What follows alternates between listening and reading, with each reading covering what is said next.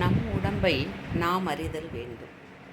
ஆம், உடம்பில் ஏதாவது துன்பங்கள் நேர்ந்தால் ஏன் நேர்ந்தது, எதற்காக நேர்ந்தது என்ற வினாவை நாம் கேட்டு அதன் மூலம் அதை தணிக்க பார்க்க வேண்டும். நோய் நாடி நோய் முதல் நாடி அது தணிக்கும் வாய் நாடி வாய்ப்பச் செயல் என்பதற்கு இணங்க தலைவலி வருகிறது என்று வைத்துக்கொள்வோம். ஏன் தலைவலி வருகிறது? நாம் வெயிலில் அதிகமாக நின்றோம், ஆதலால் தலைவலி வருகிறது.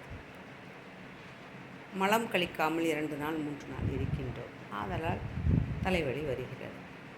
அதிக வேலைப்பழு, ஆதலால் தலைவலி வருகிறது என்று அதன் காரணத்தை நாம் உணர தலைப்பட வேண்டும்.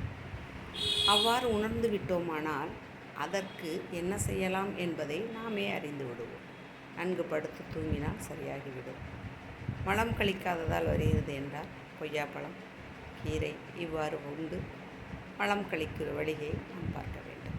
அதேபோல் வயிறு வலிக்கிறது என்று வைத்துக்கொண்டால் மேல் வயிறு வலித்தால் அல்சராக இருக்கும், நடு வயிறு வலித்தால் அஜீரண கோளாறாக இருக்கும், அடிவயிறு வலித்தால் வெப்பத்தின் காரணமாக வலிக்கிறது என்பதை அறிந்து ஏன் நமக்கு வலிக்கிறது என்பதை அறிந்து கொண்டால் அதை நாம் தீர்க்க முடியும்.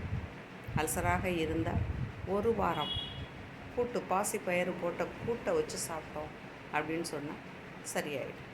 குழம்பை தவிர்த்து சாப்பிட்டால், காரத்தை தவிர்த்து சாப்பிட்டால் சரியாகிவிடும்.